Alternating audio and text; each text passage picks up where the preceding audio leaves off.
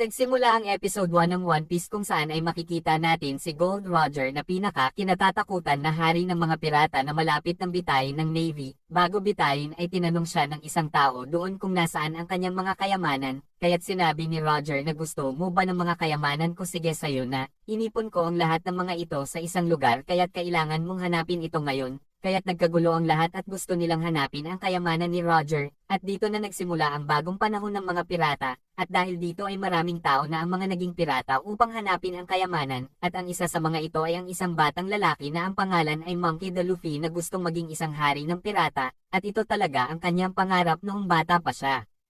At ngayon ay nagsisimula na si Luffy ng kanyang pakikipagsapalaran na maglayag sa dagat gamit ang isang maliit na bangka at kasama niya ang isang ibon. Nagplano si Luffy na hanapin ang kanyang magiging mga crew at gusto niyang magkaroon ng 10 mga tauhan at isang ibon, ngunit biglang nagkatagas ang kanyang maliit na bangka at upang makaligtas ay pumasok siya sa isang barilas na kahoy, at pagkatapos ay nagpalutang-lutang siya sa dagat. Samantala ay makikita ang isang matinding labanan sa pagitan ng dalawang naglalakihang mga barko kung saan ay nagpapasabugan ang mga ito. Ang isa sa mga kapitan ng barko ay si Captain Alvida at siya ang kapitan ng Alvida Pirates. At dito ay makikita natin ang mga pagpatay ng rebelding barkong ito at ang nanalo ay ang piratang pinamumunuan ni Captain Alvida. At pagkatapos ay iniangat sa malaking barko ang isang barilas na kahoy na pinaglalagyan ni Luffy at dinala nila ito sa ibabang bahagi ng barko. At hinahanap pala ni Alvida ang isang lalaki na ang pangalan ay Zoro. Tinanong niya ang isang matandang lalaki kung nasaan si Zoro ngunit hindi naman alam nito. At inakala ni Alvida na nagsisinungaling lang ang matanda, kaya't hinampas niya ito ng kanyang iron clamp weapon at agad na namatay ang matanda. Pagkatapos ay ipinagutos niya sa isa niyang crew na si Kobe na linisin ito ang dugo ng matanda. Kinagabihan habang nililinas ni Kobe ang Iron Club ni Alvida ay bigla siyang nakarinig ng isang ingay mula sa barilas na nasa kanyang harapan, pagkatapos ay biglang lumabas si Luffy kaya't laking takot ni Kobe sa kanya at nagmakaawa siya dito na wag siyang patayin, ngunit sinabi ni Luffy kailangan ko lang ng pagkain at pagkatapos ay tinanong niya si Kobe kung meron ba dito. Sinabi ni Kobe na barko ito ni Captain Alvida at hindi ka basta makakakuha ng pagkain dito, ngunit hindi naman natatakot si Luffy at naghanap pa din siya ng pagkain doon. Pagkatapos ay ipinakita ang isang flashback kung saan ay ipinakita ang isang batang lalaki na nakikinig sa isang usapan na mayroong isang pirata na kulay pula ang buhok ang muling magbabalik. Nakita ng batang lalaki ito na naglilinis si Shanks kasama ang kanyang mga crew, at ang batang lalaki pala na ito ay si Luffy. Ayaw niyang tinatawag siyang bata dahil alam niya na kaya niyang maging isang pirata at balang araw ay magiging isa siyang hari ng mga pirata. Sinabi ni Shanks na matatapang na tao lang ang maaaring maging pirata, kaya't pumanik si Luffy sa barko at hiniwa niya ng kutsilyo ang kanyang pisngi sa harap ng lahat upang mapatunayan na matapang siya. At sa kasalukuyan ay nag-usap sila ni Kobe at sinabi ni Kobe kung gaano siya pinahihirapan ni Alvida sa barko nito, ngunit sinabi ni Luffy na plano niya ang hanapin ang mga kayamanan ni Roger sa Grand Line. Pinayuhan siya ni Kobe na wag na siyang pumunta dahil napakadelikado doon at mayroon ding matataas na mga alon, ngunit dahil matapang si Luffy ay pinagtawanan lang siya nito. Pagkatapos ay nakarinig sila ng isang kakaibang tunog na tila isang halimaw ngunit sinabi ni Kobe na ingay lang iyon ng paghihilik ni Alvida habang natutulog. At nang aalis na sila gamit ang isang maliit na bangka ay nahuli sila ni Alvida dahil sa nagawang ingay ni Luffy. Sinabi ni Luffy kay Captain Alvida at sa mga tauhan nito kung sino siya at sinabi din niya na magiging isang hari ako ng mga pirata ngunit pinagtawanan lang siya ng lahat. Sinabi ni Alvida na sino ang pinakamalakas sa buong karagatan kaya't sabay-sabay na sumagot ang kanyang mga tauhan at sinabing si Captain Alvida. Ngunit sinabi ni Luffy na sabi ni Kobe ay isa ka daw masamang dugong kaya talagang nagalit si Alvida sa kanya. Pagkatapos ay binaril ng isang crew si Luffy ngunit tumalbog lang ang bala at hindi siya tinablan. Hinampas siya ni Alvida ng Iron Club nito kaya't naglaban silang dalawa. Gaya ng inaasahan ay ginamit ni Luffy ang kanyang signature move, ang kanyang Gomu pistol, kaya't tumilapon si Alvida sa dagat at pagkatapos ay isinama na niya si Kobe. Samantala ay makikita natin si Zoro na nagsindi ng isang kandila, pagkatapos ay dumating ang isang lalaki na ang pangalan ay Mr. Seven. Sinabi nito kay Zoro na sumali siya sa kanya at maging isang member ng crew ng kanyang pirata, ngunit tumanggi si Zoro at dahil dito ay tinangkas siyang patayin nito kaya't naganap ang isang matinding paglalaban nilang dalawa, at dahil sa galing sa paghawak ng espada ay nahati ni Zoro ang katawan ni Mr. Seven. Samantala matapos matalo ni Luffy ang pirata ni Elvida ay sumakay na sila ni Kobe sa isang maliit na bangka. Tinanong siya ni Kobe kung bakit siya nabibinat kaya't ikinwento sa kanya ni Luffy na noong bata pa siya ay tinahi ni Shanks ang hiniwa niyang sugat sa kanyang pisngi. Pagkatapos ay nakakita siya ng isang kakaibang purple fruit sa kahon ni Shanks at kinain niya ito. Samantala sa Makinos Bar ay may isang lalaking nanggugulo dahil naubusan na sila Shanks ng alak kaya't nagalit ang lalaki at binasag niya sa lamesa ang alak na binigay sa kanya ni Shanks. Ngunit nanahimik na lang si Shanks at nilinis na lang ang sahig. Pinagtawanan siya ng mga sigang lalaki at pagkaalis ng mga ito ay nakita ni Luffy ang lahat. Kaya't nagalit siya kay Shanks at sinabing minaliit ka nila bakit hindi ka gumanti at pinagsabihan niyang isang duwag si Shanks. Ngunit sinabi ni Shanks na ang paghihiganti ay hindi isang katapangan at nang pigilan niya si Luffy na gantihan ang mga lalaki ay biglang nabinat ang kamay nito na parang isang goma. Kaya't nalaman niya na nagkaroon ng kakaibang power si Luffy matapos nitong kainin ang Gomu Gomu fruit kaya't naging goma ang katawan nito.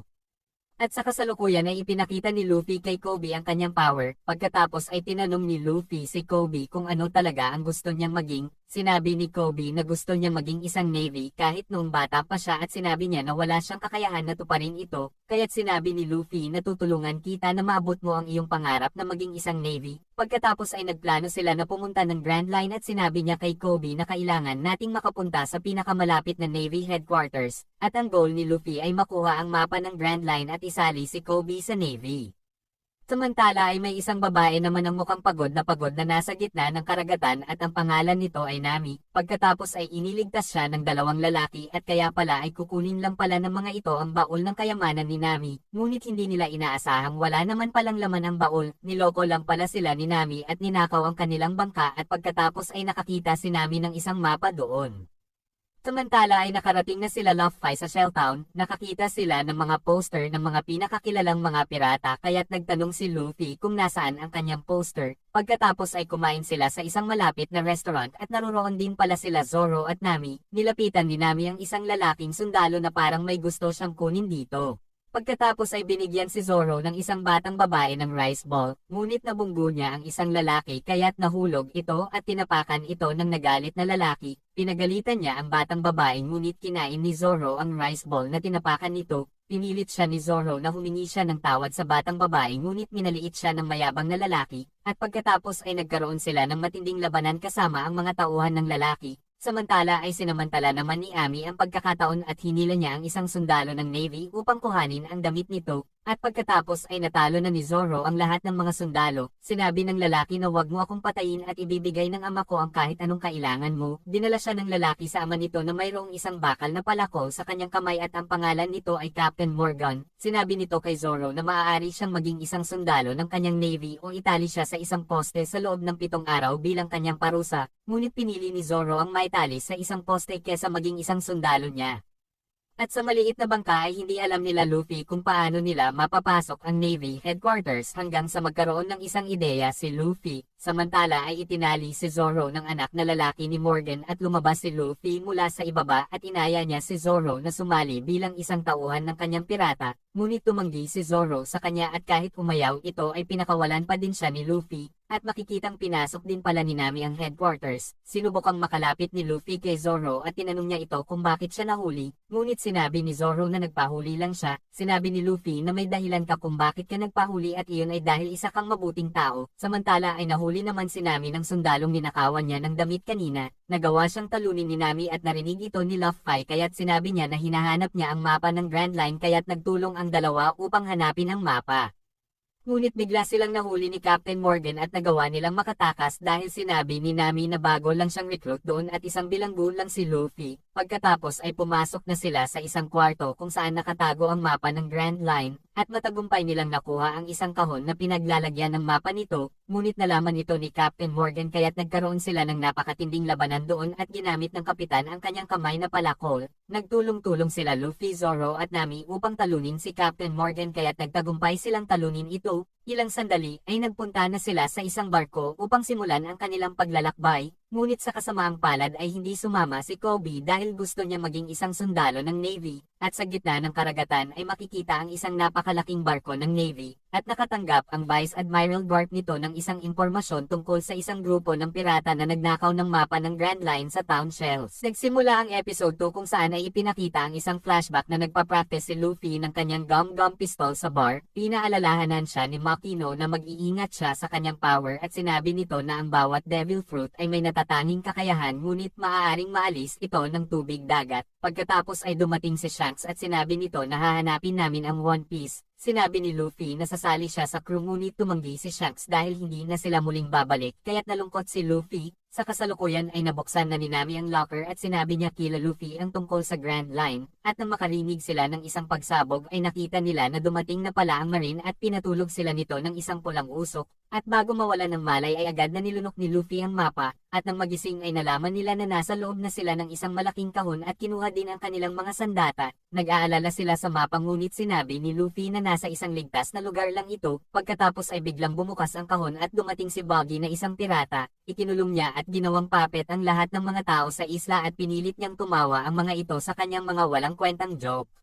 Tinanong niya si Luffy tungkol sa mapa dahil gusto din niya maging isang hari ng mga pirata at kuhanin ang Grand Line map ngunit biglang inihagis pataas ni Nami ang balanggot ni Luffy, at kinuha ni Luffy ito sa pamamagitan ng pagbinat ng napakahaba ng kanyang isang kamay. Tumakas si Nami at laking gulat niya nang makita ang pagkawasak ng isla, pagkatapos ay agad siyang kinuha pabalik ng mga tauhan ni Buggy. At dahil ayaw nilang ibigay ang mapa ay sinabi ni Buggy sa kanyang mga tauhan na ilagay sila Nami sa Green Room, at sa Shells Town ay dumating na ang Vice Admiral na si Garp na nakahuli sa hari ng mga pirata na si Gold Roger. Nagyayabang si Morgan sa kanyang kapangyarihan ngunit alam naman ni Garp kung ano ang nangyari at hinanap din niya si Kobe na kanyang pinaghihinalaan. Samantala ay itinali nila si Zoro sa isang board at iniligay nila sa hawla si Nami, ngunit nakita ni Nami ang isang stick na maaari niyang ipambukas sa lock at naririnig din niya ang pagsigaw ni Luffy dahil tinotorture ito ni Buggy sa pamamagitan ng paghatak ng katawan nito. At kahit na nasasaktan na ay nakuha pa ding ngumiti ni Luffy, nakita ni Buggy ang kanyang balanggot at alam niya na kay Shanks ito, magkaibigan pala si Shanks at Buggy at sinabi niyang naiinggit ito sa kanya na hindi naman totoo. Pagkatapos ay sinabi niya sa isang matanda na hatakin pa ng husto si Luffy hanggang sa magkapira-piraso na ito, ngunit tumanggi ang matanda kaya't ginamit ni Buggy ang isang bata upang hatakin ang katawan at patayin. Sobrang nagalit si Luffy kaya't nang makawala ay ginamitan niya ng kanyang gum-gum pistol si Buggy at tumilapon ang ulo nito sa audience, ngunit muling bumalik ang ulong natanggal ni Buggy sa kanyang katawan. Pagkatapos ay sinabi ni Buggy na kumain din siya ng devil fruit na chop-chop fruit at isang sandata ang kanyang katawan. Pinatulog niya si Luffy sa pamamagitan ng pagpapausok niya ng pulang usok. Samantala habang pinipilit buksan ni Nami ang lock ay biglang dumating si Kabaji, at gusto nitong gumanti kay Zoro dahil si Zoro pala ang pumatay sa kanyang kapatid na lalaki kaya't pinaglaruan niya ito at hinagisan ng kutsilyo. Samantala ay pinatawag ni Garp si Kobe at pinilit niya itong magsalita tungkol sa mga kaibigan nito. Wala na siyang choice kaya't sinabi niya na hindi niya sinusuportahan ang mga pirata dahil pangarap talaga niya ang maging isang navy.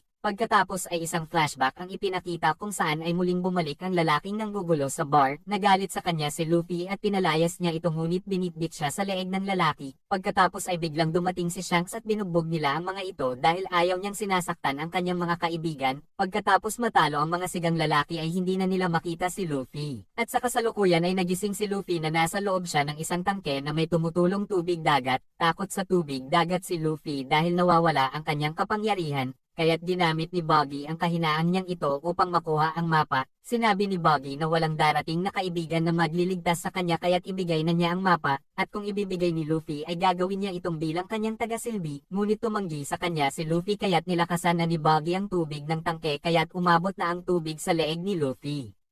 At sa flashback ay kinuha pala ng sigang lalaki si Luffy at dinala niya ito sa gitna ng dagat, at sinabi nito na wala nang tutulong sayo, ngunit biglang itinaob ng isang halimaw ang kanilang bangka kaya't agad na lumubog si Luffy ngunit iniligtas siya ni Shanks. Pagkakain ng halimaw sa lalaking siga ay humarap sa kanila ang halimaw ngunit hindi natakot si Shanks at pinaalis niya ito. Pagkaalis ng halimaw ay inakap siya ni Luffy at nakita niya na naputol ang isang kamay ni Shanks nang dahil sa kanya.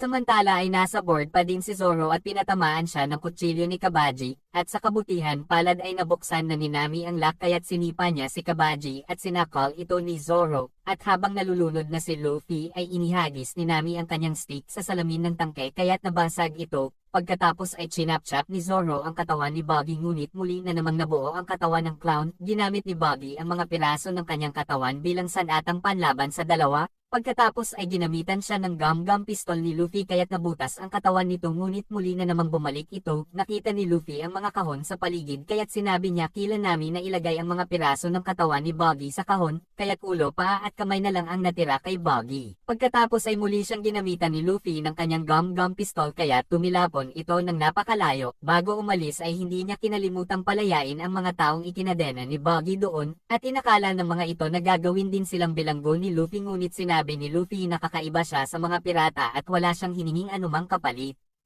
Samantala ay in-announce ni Garp na wawasakin na niya ang pangarap ng mga pirata na gustong pumunta sa Grand Line at tutulungan siya ni Kobe sa kanyang paglalayag. Iginapos din niya si Morgan dahil hindi nagawa nito ang kanyang duty. Binigyan ng mga taga-isla ng ilang tinapay sila Luffy bilang pasasalamat sa kanila, ngunit kumuha lang ng isang piraso si Luffy dahil alam niya na mas higit na kailangan ng mga ito ang pagkain.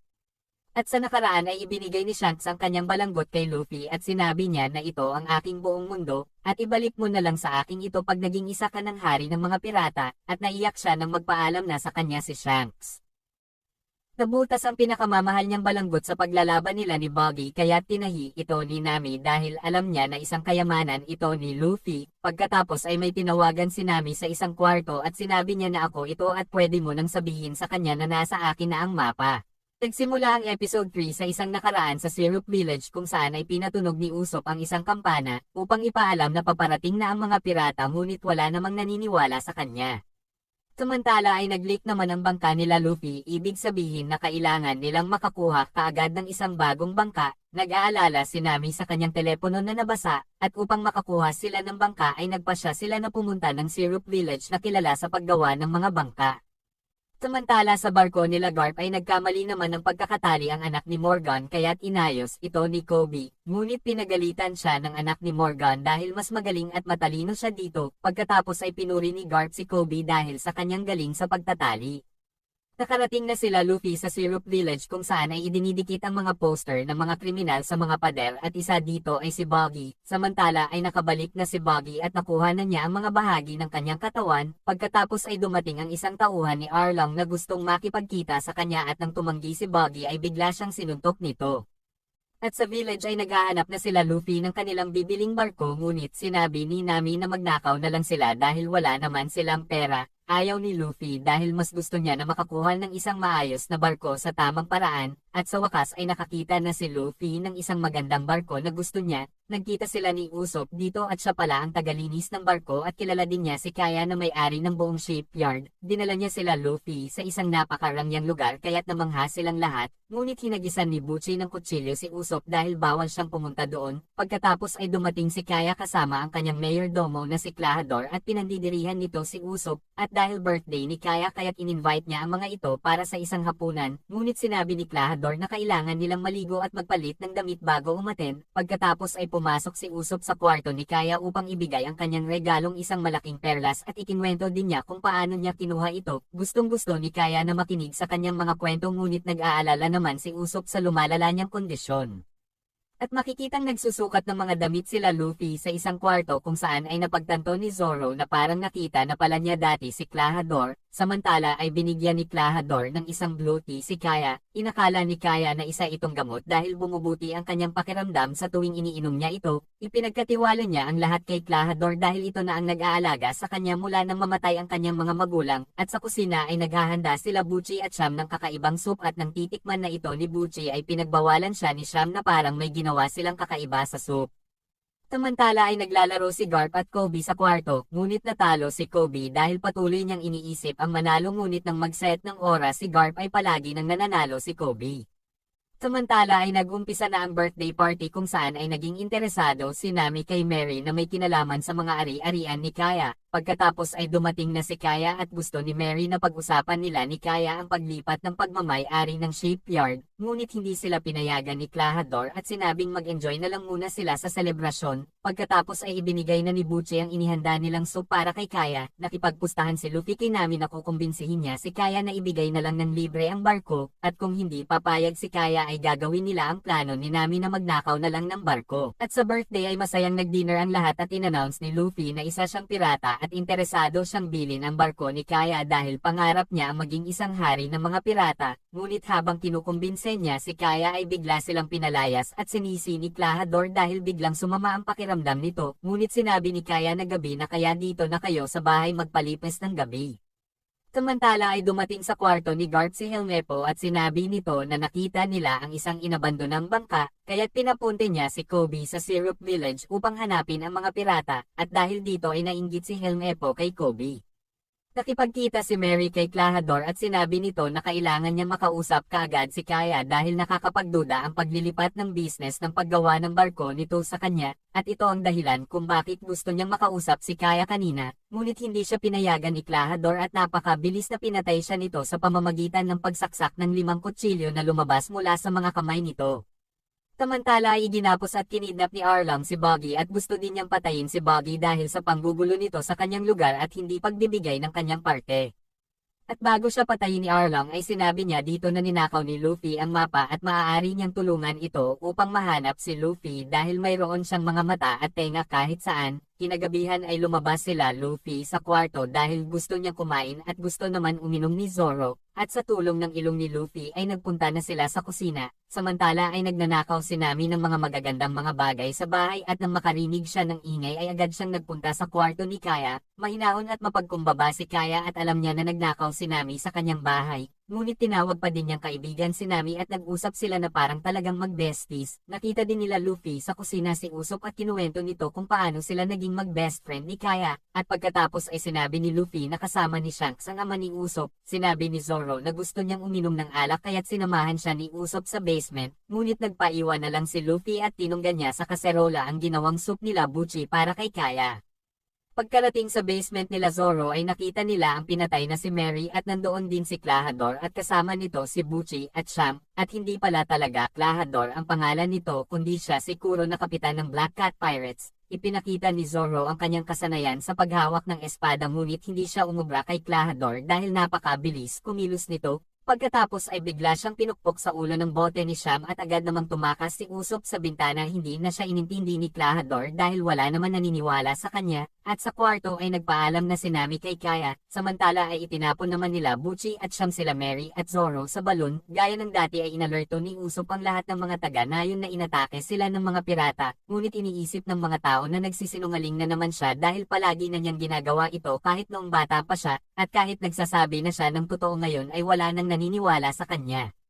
Pagkatapos ay naalala niya nang isumbong siya ng isang matanda sa kanyang may sakit na ina. Sinabi ng kanyang ina na huwag mong sinasabi sa mga tao na paparating na ang mga pirata. Sinabi ni Usopp na paparating na talaga sila at kasama nila si Papa, at pag dumating na siya ay magiging maayos na ang pakiramdam mo, at pagkatapos ay namatay na ang kanyang ina, at sa kasalukuyan ay sinabi niya na narito na ang mga pirata ngunit wala namang naniniwala sa akin. Ngunit biglang dumating si Kobe at sinabi nito na naniniwala ako sa'yo. Simula ang episode 4 kung saan ay nagising na si Zoro at nalaman niya na nasa ilalim siya ng isang balon. Ginamit niya ang alaala ni Queen na laging tumatalo sa kanya noon sa kanilang training. Ipinakitang sumuko na si Zoro dahil hindi niya matalo si Queen, ngunit sinabi nito na magiging magaling din siya pagdating ng araw, at nangako sila sa isa't isa na maging isang pinakamagaling na humawak ng espada sa buong mundo, ngunit namatay sa aksidente si Queen. At ginamit niya ang pangakong ito upang magawa niyang makaahon sa napakalalim na balon. Samantala ay hinahanap na ni Kobe ang mga pirata na nasa isla na sila Luffy at Kuro. Hindi alam ni Usopp kung ano talaga ang pakay nila Kobe na hulihin sila Luffy, kaya't sinamahan niya sa mansyon ang mga marine. Bagsak pa din si Luffy dahil sa inubos niyang soup na may lason. Nakita siya ni Nami at tinangka niyang buhatin ito, ngunit nang marinig niya na may paparating ay kaagad siyang nagtago sa kabinet ng mga kawali. Pagkatapos ay dumating sila Butchie at Sham na nagtatalo tungkol sa inilagay nilang lason sa soup ni Kaya. Tinanong sila ni Klahadore kung bakit nakabagsak sa lamesa si Luffy. Sinabi ni Butchie na inubos ni Luffy ang isang kaserolang soup na may lason. Lingid sa kanila ay narinig ni Nami ang lahat ng kanilang mga pinag-uusapan.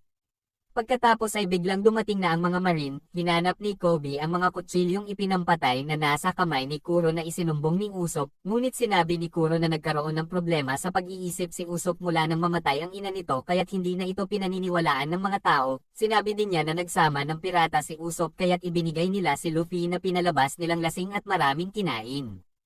Samantala ay pinupok ng kawali ni Nami si Sham kaya't narinig ni Kobe ito, pagkatapos ay agad nagpunta si Usopp sa kwarto ni Kaya upang balaan ito sa totoong pakay ni Kuro at ang pagpatay nito kay Mary, ngunit hindi siya pinaniwalaan at sinampal siya ni Kaya at sinabing hindi ako nakikipagbiroan, ngunit nanindigan si Usopp at sinabing hindi ako aalis hanggat hindi ka siguradong ligtas.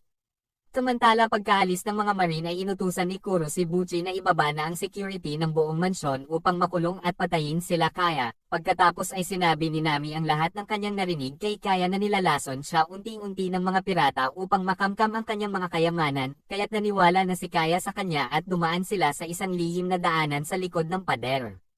Ngunit nag-uubo si Kaya kaya't narinig siya ni Kuro at sinaksak nito ng ilang beses ang pader at sinundan sila nito. Samantala ay biglang sumuka si Luffy ng napakaraming blue soap kaya't bumalik na ang kanyang malay. Sinabi niya kay Kobe na kailangan niyang bumalik dahil papatayin ni Kuro si Kaya ngunit tinutukan siya ng baril ni Helmepo upang hindi makatakas. Pagkatapos ay biglang sinuntok ni Zoro si Helmepo at umalis na sila ni Luffy. Pagkarating nila sa mansyon ay hinanap nila si Kuro, at nang mahuli ni Kuro sila Kaya at Nami ay tiniredor ni Usopp si Kuro kaya't inatake siya nito, samantala ay nakikipaglaban naman si Zoro kila Butchie at Sham. At nang papatayin na ni Kuro si Kaya ay biglang pinigilan siya ng humabang kamay ni Luffy, pinaglaruan niya si Luffy sa pamamagitan ng pagkilos nito ng mabilis at hiniwa niya ito sa dibdib, ngunit ginamitan siya ng gum-gum pistol sa pamamagitan ng ulo ni Luffy kaya tumilapon ng napakalakas si Kuro palabas ng bintana, at napabagsak na din ni Zoro si Butchie at Sham. Pagkatapos nilang matalo ang mga masasamang mga pirata ay sinabi ni Nami na kailangan nilang umalis kaagad dahil alam na ng mga Marine na naroroon sila, ngunit sinabi ni Luffy na paano tayo aalis, wala naman tayong barko, kaya't pumayag na si Kaya na ibigay na lang ng libre ang barkong gustong-gusto ni Luffy. Ipinangalan ni Luffy ito sa tapat na butler nila Kaya na si Mary bilang alaala dito. Pagkatapos ay inaya na ni Luffy si Usopp na sumakay na ng barko at sumali sa kanyang crew, ngunit hindi maiwanan ni Usopp ang kanyang kaibigan kaya't sinabi ni Kaya na kaya ko na ang sarili ko at hinalikan siya nito. Samantala ay sinabi ni Kobe kay Garp na nabigo siyang mahuli si Luffy ngunit sinabi ni Garp na nagawa mo naman ang tama ang dapat mong gawin, at palagi akong may backup plans at iyon ay ang mapalayas ang mga pirata. Naglayag na sila Luffy sa malawak na karagatan ngunit biglang may umatake sa kanila, at nang tingnan ni Luffy sa telescope ay laking gulat niya sa kanyang nakita at sinabi niyang Grandpa, at napasabi din ng Grandpa ang tatlo. Nagsimula ang episode 5 sa isang nakaraan noong isang bata pa lang si Luffy kung saan ay gumawa siya ng isang pirate ship, ngunit biglang dumating ang kanyang lolo at sinabing paano kang magiging isang marine kung nag-aaksaya ka lang ng oras dito, ayokong maging marine at isa akong pirata. Pagkatapos ay sinira na nito ang kanyang ginawang kahoy na barko, pagkatapos ay binuhat na siya ng kanyang lolo upang mag-training, at sa kasalukuyan ay inihanda na ni Luffy ang kanyang tropa ngunit hindi naman sila handa sa pakikipaglaban, at nang ilalagay na ni Usopp ang mga cannonballs ay naihulog niya ang mga ito, pagkatapos ay sinabi ng kanyang lolo na sumuko na sila ngunit pasigaw na tumanggi si Luffy kaya't galit na hinagisan sila ng kanyang lolo ng isang cannonball, pinalobo ng malaki ni Luffy ang kanyang katawan kaya tumalbog pabalik ang cannonball at tumama ito sa isang layag ng admiral ship, at nang dahil dito ay bumagal na ang barko ng kanyang lolo kaya't hindi na sila nahabol ng mga ito at pagkatapos ay nawala na sila sa isang napakakapal na hamog sa dagat.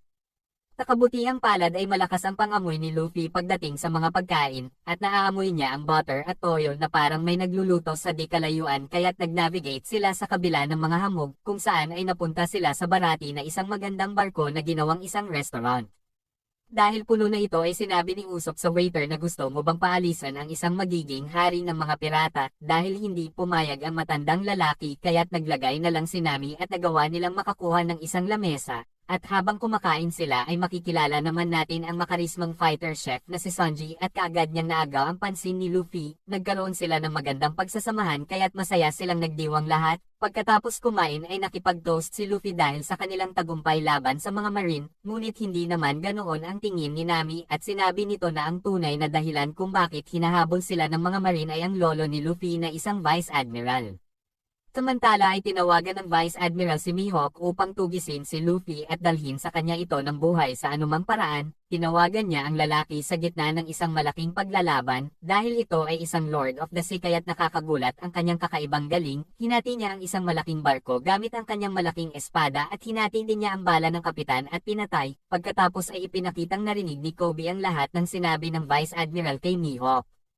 At sa barati ay pinirmahan na ni Luffy ang kanilang bill na ibinigay ni Sanji, na nangangakong babayaran niya ito ng buong buo at may interes pa kapag naging isa na siyang hari ng mga pirata, kaya't nagalit sa kanya ang head chef na si Zeff at sa halip ay pinaghugas siya nito ng mga pinggan hanggang sa tuluyang mabayaran niya ang utang. Habang nasa kusina ay tinikman ni Luffy ang pagkaing niluto ni Sanji at nasarapan siya dito, kaya't sinabi niya na hanga siya sa nilutong pagkain nito, at nalaman niya na ang pangarap ni Sanji ay mahanap ang All Blue na isang hindi kilalang lugar na may mga bihirang pampalasa, damong dagat at isda na hindi pa natitikman. Gusto niyang lutuin ang mga ito at maging kilala sa buong mundo ngunit sa ngayon ay tila imposible. Gayunpaman ay sinabi ni Luffy sa kanya na huwag siyang sumuko sa kanyang pangarap. Pagkatapos ay biglang dumating ang isang gutom na pirata, pumayag si Sanji na pakainin siya at iligtas ang kanyang buhay, kaya't nalaman ni Luffy na isang mabuting tao si Sanji at inalok niya ito na maging kanyang crew ngunit tumanggi si Sanji dahil may trabaho na siya. Nang marinig ng pirata na hinahanap ni Luffy ang One Piece ay binalaan niya ito na sa 50 barko at 5,000 mga tao ay siya lang ang nakaligtas sa paglalayag nila sa Grand Line. Samantala ay nagpasya si Nami na humiwalay at maghanap ng daan patungo sa Kinomi Islands mula sa isang hindi mapagkakatiwalaang lalaki sa bar. Inalok niya ito ng bayad na 6,000 berries at nagpasyang pupunta siyang mag-isa. Sinabi sa kanya ng lalaki na aalis na sila mamayang madaling araw sa Sleep 22. Pero bago siya umalis ay nagpahulaan sila ni Zoro na kung sino makakahula ng kanilang mga buhay ay siyang iinom ng alak, at nang magpakita si Mihawk ng gabing iyon upang hanapin sa kanila si Luffy ay hinamon siya ni Zoro sa isang tunggalian hanggang mamatay bukas ng madaling araw, kaya't laking gulat nila Nami at Usopp at agad nilang ipinaalam ito kay Luffy. Dahil si Mihawk ay isang warlord ng dagat ay nag-aalala si Nami na mapapatay nito si Zoro, dahil nangako si Zoro na maging greatest swordsman kay Queen noon kaya't gusto niyang tuparin ang pangarap na iyon. Napagtanto ni Luffy na hindi niya kayang hadlangan ang pangarap ni Zoro kaya't hinayaan niya itong makipaglaban. Sinabi ni Zoro kay Nami na bakit ka ba nakikialam kaya't sinabi ni Nami na kaibigan mo ako, ngunit sinabi ni Zoro na wala siyang kaibigan na kagaya mo lang din. Pagsapit ng madaling araw ay nagpunta na si Nami sa pantalan at matagal na nag-iisip kung tutuloy pa ba siya. Samantala ay nagpakita na si Zoro upang labanan si Mihawk, gamit ang napakaliit na espada ay hindi niya magawang tapatan ang kakaibang galing ni Mihawk. Patuloy silang naglaban ng kanilang galing sa paghawak ng espada, ngunit nasaksak siya ni Mihawk sa dibdib. Sinabi nito na bakit hindi ka pa umaatras kaya't sinabi ni Zoro na hindi ko kayang tuluyang mawala ang pangarap ko.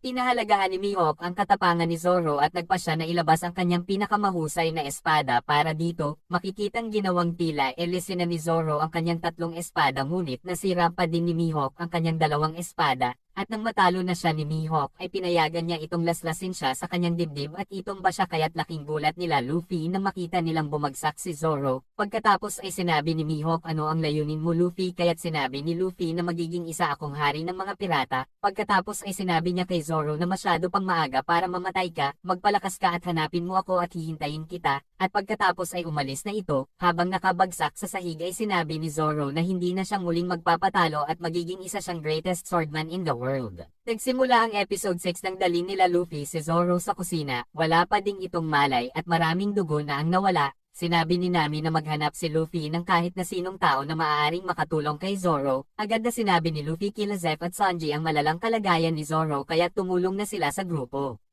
Hindi sila mga doktor ngunit maaari nilang gamitin ang kanilang kasanayan sa pagluluto upang mapagaling ang sugat. Gumamit si Zeff ng balat ng isda upang matakpan ang mahabang sugat sa dibdib ni Zoro. Sinabi ni Zeff na ito ay isang old trick na makakatulong sa pagpapagaling ng mga sugat ng mas mabilis. Sinabi din niya na kausapin at kwentuhan si Zoro at bantayan palagi.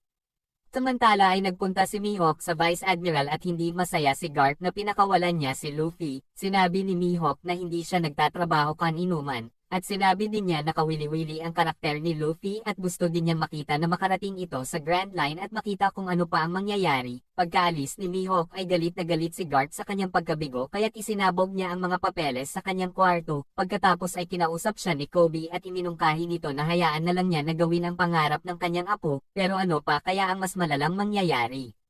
Habang walang malay si Zoro ay naniniwala si Luffy na magkakamalay ito ngunit hindi naman nakakasiguro sila Sanji at Usopp. Pagkatapos ay ikinwento ni Sanji kung paano sila nagkakilala ni Zeff at kung paano siya naging pirata, ipinakita ang isang nakaraan pagkalipas ng 9 na taon, si Zeff ay isang nakakatakot na pirata noon ngunit si Sanji naman ay isang batang lalaki lang na nagluluto sa kusina na mayroong pangarap na mahanap ang Old Blue.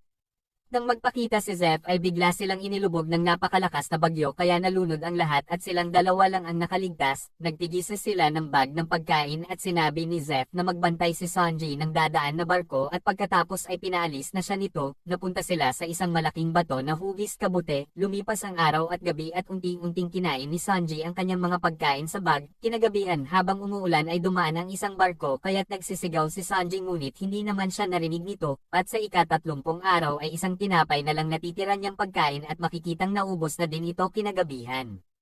At sa ika-70 days ay talagang nakaranas na siya ng sobrang gutom at panghihina kaya't kinuha niya ang kutsilyo at nagpasya na siyang kunin ang pagkain kay Zeff upang hindi siya mamatay, ngunit wala pala talagang lamang pagkain ang bag ni Zeff at kayamanan lang ang laman nito, ibinigay niya ang lahat ng pagkain kay Sanji at kinain na lang niya ang sarili niyang paa upang mabuhay dahil mamamatay na siya doon kaya't mas minabuti niyang si Sanji ang mabuhay upang maipagpatuloy nito ang pangarap na mahanap ang Old Blue at hinahanap din pala niya ito sa kanyang buong buhay at pareho sila ng pangarap ng bata.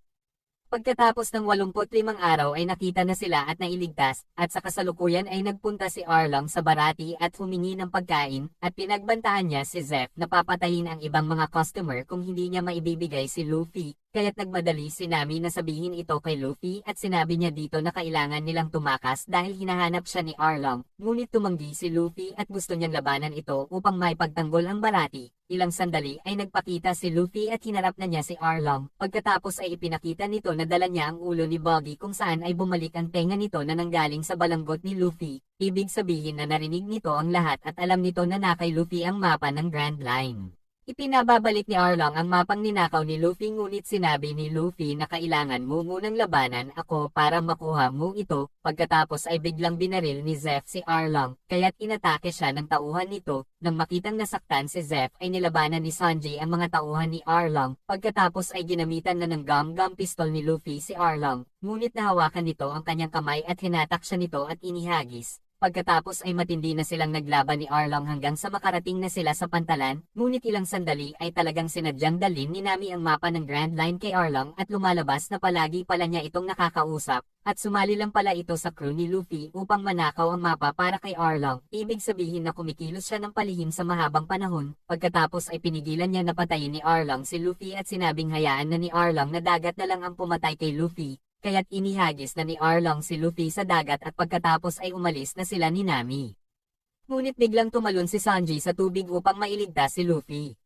Pagkatapos ay nag-away sila Zeff at Sanji kaya't sinabi ni Sanji na sasama na lang siya bilang isang crew kila Luffy.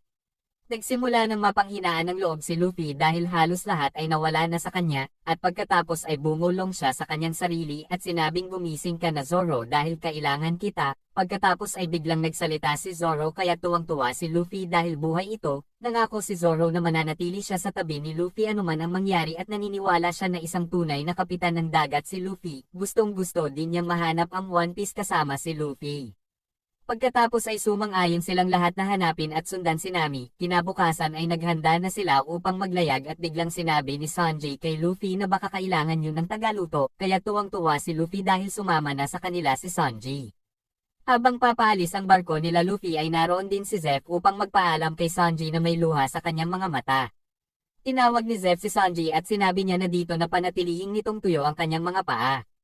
Umiiyak si Sanji at sinabing Zeff utang ko sayo ang aking buhay, at hindi kita malilimutan kahit kailan at maraming salamat sa pagtitiis mo sa akin, at pagkatapos ay nag-iyakan silang dalawa habang nagpapaalam sa isa't isa.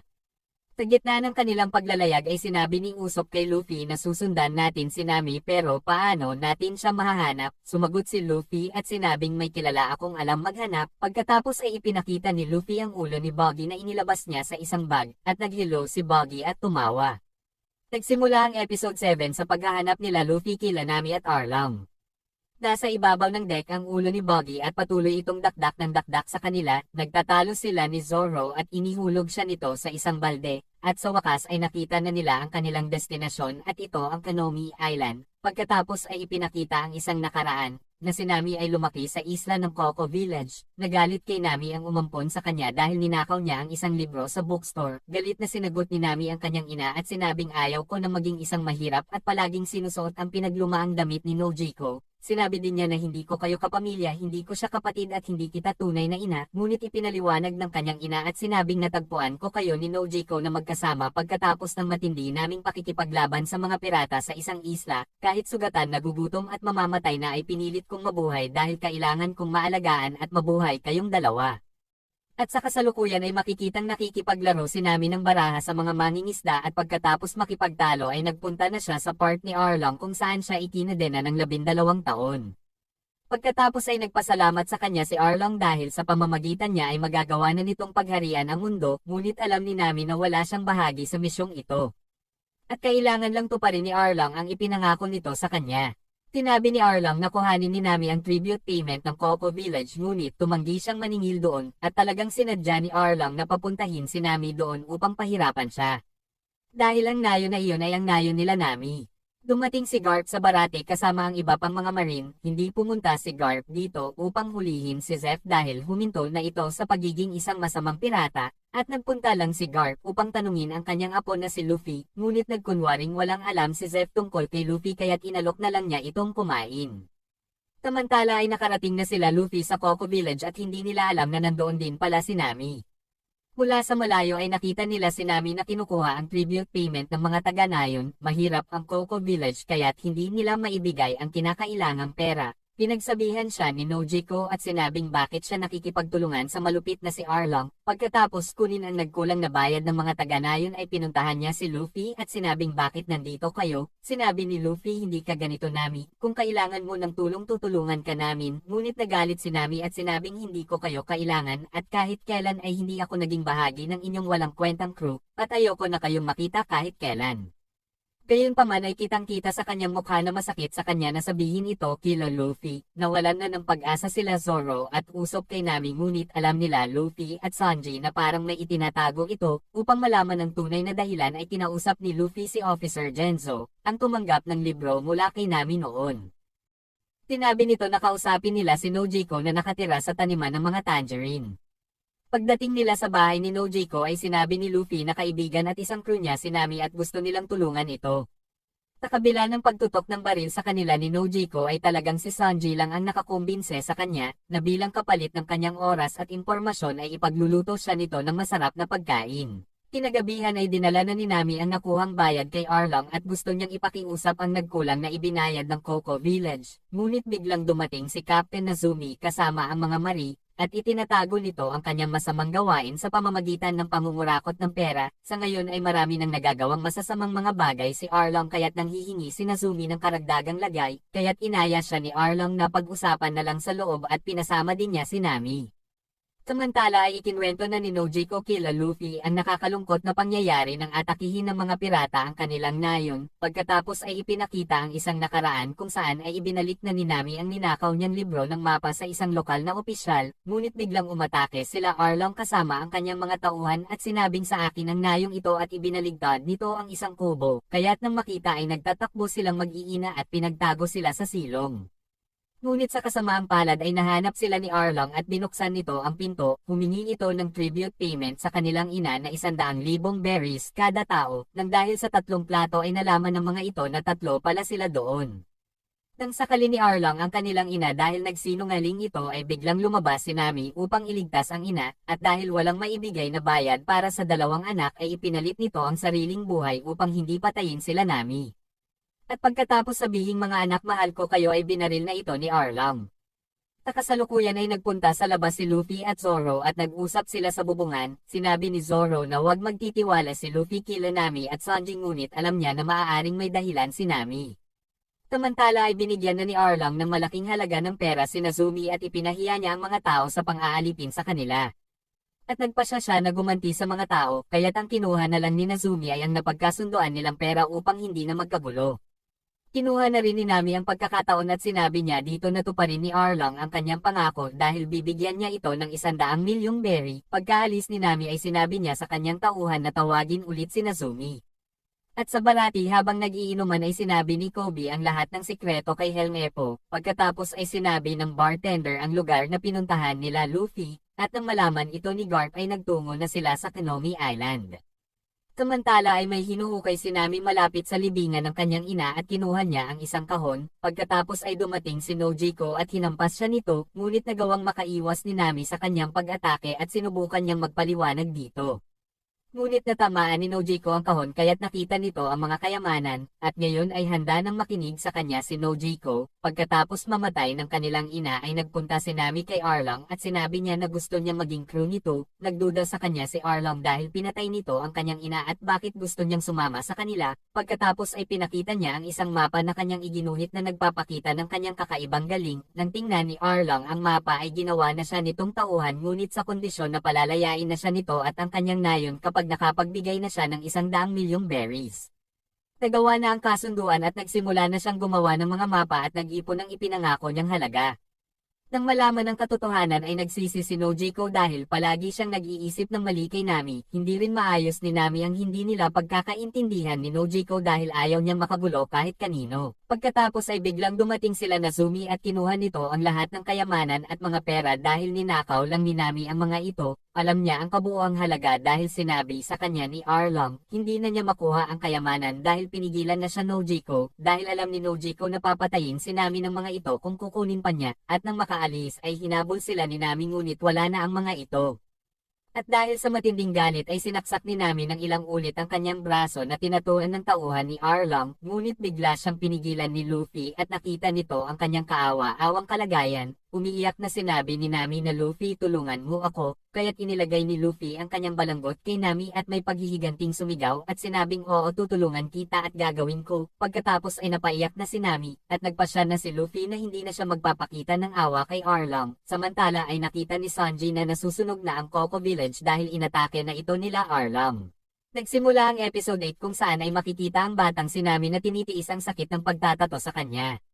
Nagsimula na siyang gumawa ng isang mapa para kay Arlong at idinikit niya ito sa dingding at kahit si Arlong ay hangang-hanga sa kanya, ngunit makikitang nakakadena ang kanyang isang paa, at sa kasalukuyan ay nakita nila ang winasak na nayon. Pagkatapos ay dumating ang mga taga-nayon na gustong turuan ng leksyon si Arlong, ngunit pinigilan ni Nami na labanan sila Arlong, dahil talagang mas malakas ang mga ito kesa sa kanilang inaakala, ngunit gusto pa din nilang makaganti sa mga ito, dahil pagod na sila sa ganitong klase ng kalupitan, ngunit ngayon ay nanguna na si Luffy at nagpasya na siya na labanan na sila Arlong, at lumakad na sila upang bugbugin ito na parang isang inalog na duhat. Samantala ay nakarating na sila Garp sa barko nila Nazumi, at pinagalitan niya si Nazumi dahil nabalitaan nito ang ginawang pagsalakay ni Arlong sa Coco Village, ngunit sinabi ni Nazumi na gawa ito ng isang walang awang pag-atake ng isang pirata na walang iba kundi si Luffy, kaya't sinabi ni Kobe na hindi totoo yan dahil alam niya na hindi ito magagawa ni Luffy. Pagkatapos ay tiningnan ni Garp ang mapa at tinanong kung nasaan na si Luffy.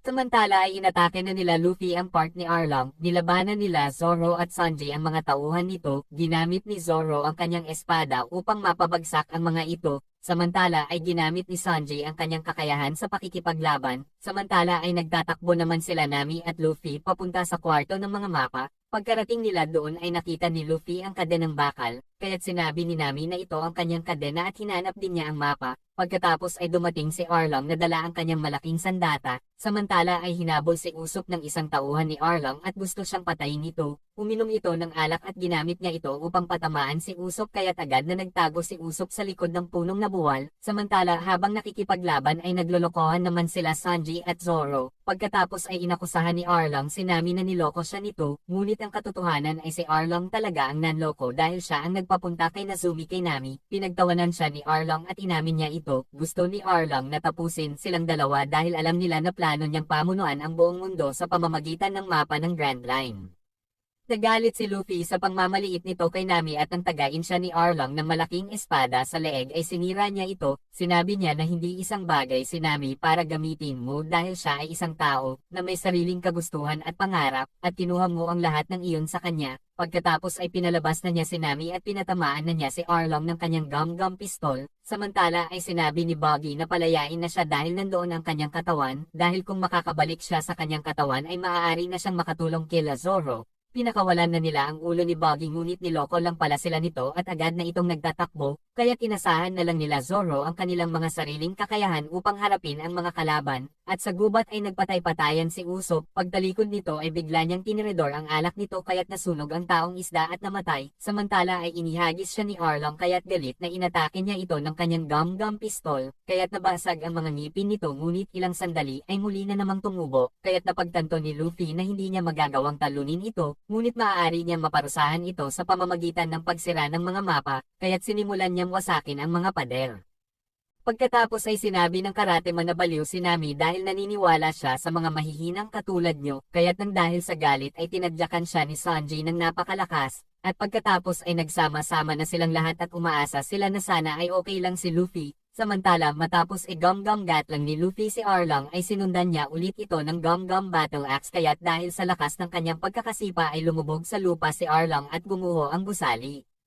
Kaya't nag-alala silang lahat sa labas kay Luffy, ngunit makikitang ligtas itong lumabas at sumigaw na Nami kaibigan ka namin at kami ang iyong crew, at pagkatapos ay nagtawanan na silang lahat. Kinagabihan ay nagdiwang ang Coco Village at nagluto din ng masasarap na mga pagkain si Sanji. Pagkatapos ay dumating ang lolo ni Luffy at ipinag-utos nito na hulihin silang lahat, ngunit tumanggi sila Kobe at Helmepo. Hinamon ni Garp na lumaban si Luffy kaya't ginamit ni Luffy ang kanyang gum-gum pistol, ngunit iniwasan ito ni Garp at sinuntok niya si Luffy ng ilang beses, ngunit patuloy pa ding sinasabi ni Luffy ang kanyang pangarap na maging isang hari ng mga pirata at makuha ang One Piece. Alam ni Garp na matigas ang ulo ng kanyang apo na kagaya niya at hindi pa din makikinig ito sa kanya, kaya tumawa na lang si Garp at hinayaan na lang sila Luffy.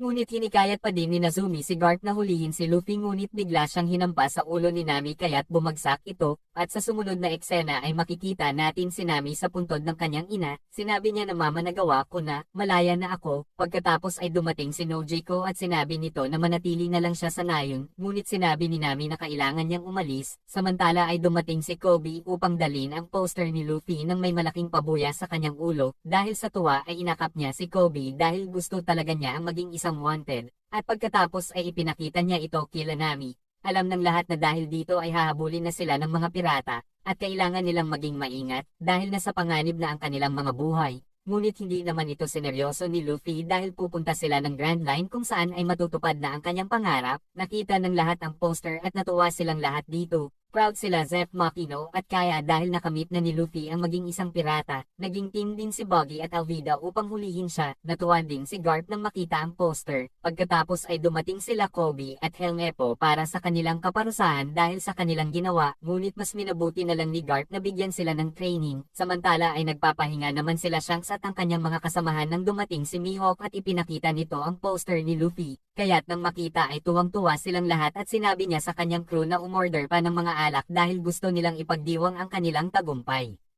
At sa barko ng merry-going ay nagtanim sila ng mga tangerine upang hindi ma-miss ni Nami ang kanilang nayon. Naghanda din sila ng isang sorpresa kay Luffy kung saan ay nilagay nila ang poster nito sa layag ng barko, kaya't walang mapaglagyan ng tuwa si Luffy matapos niya makita iyon. At pagkatapos ay ipinatong na nila isa-isa ang kanilang mga paa sa barilas at sinabi ang kanilang mga pangarap at nagtungo na sila sa Grand Line na kanyang pangarap at dahil dito ay handa nang mamatay ang kanyang crew dahil sila ay tunay na mga magkakaibigan.